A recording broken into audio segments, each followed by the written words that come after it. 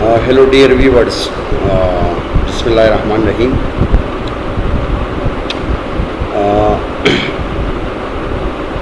Today I will teach you about the routes of drug administration. So before starting the routes of drug administration, so you must will have to know about the basic concepts of drug absorption. So drug absorption is the component of pharmacokinetics. Drug absorption can be defined as it is the process by which a drug enters in the bloodstream without being chemically altered or changed. In other words, the movement of the drug from its site of application into the blood or lymphatic system.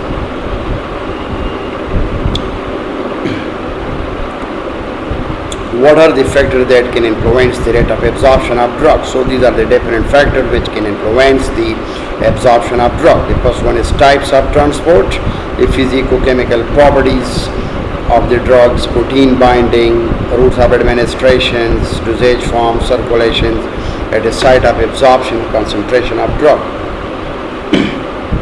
Let's suppose if the physico-chemical property of the drug is changed, so its absorptions will be directly affected. Protein binding, so let's suppose if the drug is if the drug is bound to protein, so definitely its drug absorptions will be fluctuate. Routes of administration, through which route the drug is going to be administered. So it also means the routes of administration of drugs. There are different routes of administration of drug through which they have different rate of absorptions. It also depends upon the dosage form. So different dosage form, different drugs which are administered and different dosage. So it is different absorption rate. Circulation at the site of circulations at the absorption, so greater will be the blood circulation. So greater will be the absorptions, low will be the blood circulation, poor will be the blood circulation, so poor will be the absorptions and the concentration of drugs. So the greater will be the concentration of the drugs, so greater will be the absorptions. If the concentration of the drug is in a small extent, then definitely the absorption will be low. Drug absorption is the rate at which a drug reaches its site of action depends on absorptions. The absorption involves the passage of drug from its site of administration into bloodstream. Distribution, it involves the delivery of the drug to the tissue. So in simple words, we can say that after administration of certain drugs,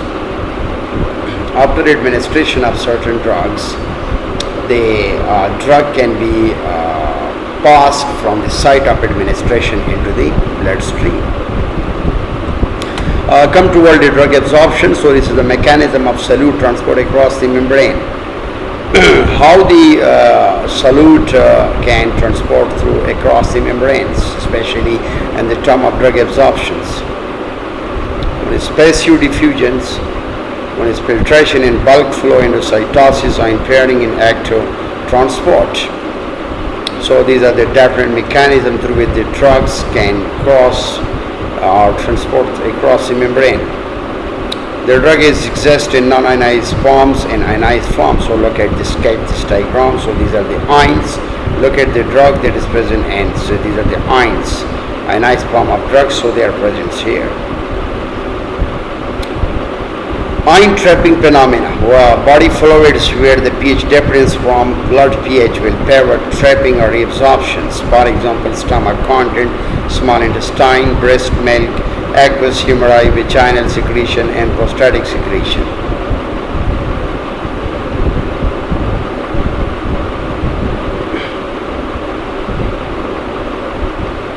How these ions, so they are trapped, especially in stomach content, and which I have mentioned in small intestine, breast milk, aqueous humor, etc. Ion trappings, especially in kidney, so as we know that nearly all the drugs filters at the glomerulus. Most drugs in a lipid soluble form will be absorbed by the passive diffusion. To increase excretion, change the urinary pH to favor the charged form of drug. One is weak acid, the second one is weak base. So weak acids are those species which can ionize, which can dissociate into their respective ions. It produces less quantity of hydrogen ions in aqueous solution, but they are excreted faster in the alkaline pH, so it can favor the anionic form. While weak bases are those which are excreted faster in the acidic pH, so it can favor the cations.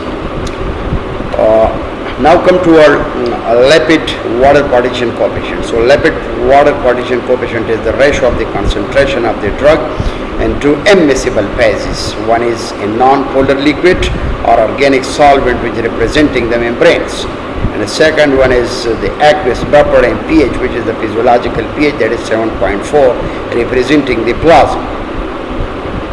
Water partition coefficient is the higher is the lipid partition coefficient, so greater is the rate of transfer across the membranes.